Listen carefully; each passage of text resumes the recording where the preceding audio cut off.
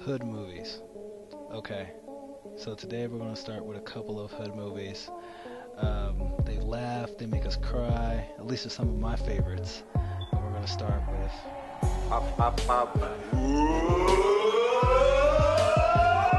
ATL. Great movie, all-star cast, T.I., Big Boy, a lot of other notable faces. It's a story about brotherhood, basically two brothers together growing up in Atlanta, Georgia, and some of their trials and tribulations.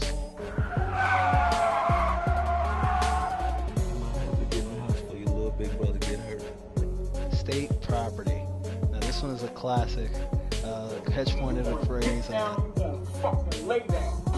basically play on words of Pablo Escobar, Plato or Plomo. So, but it's basically the Rockaware family doing a gangster movie. It's worth a watch. It's a classic. 187.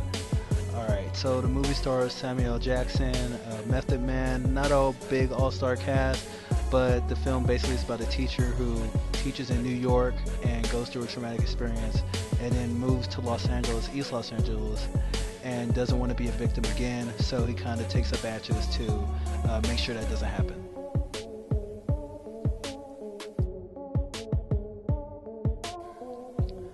The Wood, based in Inglewood, California, follows the story of a couple of teens who grew up as friends and are going to one of their friends' weddings, and then it kind of takes a trip down memory lane. There were a bunch of random situations to kind of solve how they got there here and who they missed and all that stuff. So it's a good movie. I prefer it more than Boys in the Hood. Boys in the Hood is kind of a public service announcement. Get up in the front, let's roll. Be a menace to South Central while drinking your juice in the hood. It's the full name of this movie. It's a compilation comedy film by the Wayans brothers. It makes fun of a lot of different 90s hood movies that were coming out around the time. Some in this list. You know that chronic make me paranoid, baby. Come here, you old fool dog mark ass trick. Give me some love. Fresh. It follows a kid, Fresh, who basically is smarter than your average teenager, and he goes through a bunch of situations where people try to develop him in the underworld, and he's trying to understand things as a young teenage boy. Anything lost can be found again, except for time wasted.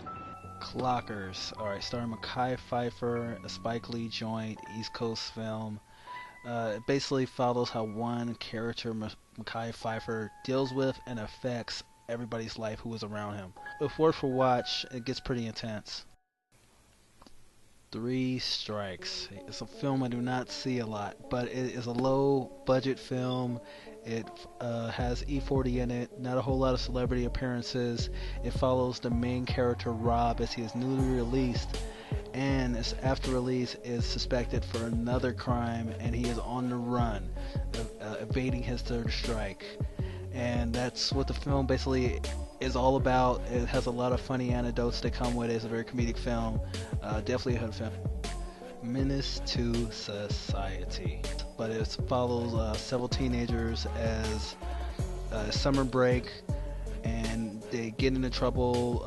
They try to decide what they're going to do with their life after school. Come in this motherfucker. You got something to say? Shottas. Okay, so this film is about a couple of friends who grow up together, getting in trouble. They live in Jamaica, and then one relocates to the United States. They grow into men. Then that one who's in the United States gets deported because of his criminal elements. Gets deported back to Jamaica. They get in trouble because of their criminal elements, and then bribe somebody basically to send them back to the U.S. So, and all their adventures and corruptness inside the U.S. together being friends. So you just follow this whole story from them growing up, being kids, to being corrupt adults. But it's fun to watch. It's a good story, and it has, I believe, one of Bob Marley's 11 kids. So yeah, it's a good movie. That Iit Off is a story about four friends the story basically goes, one friend is working as a bank teller, recognizes the guy who's robbing the bank. Then from there, she gets fired and has the bright idea to rob bank. Belly.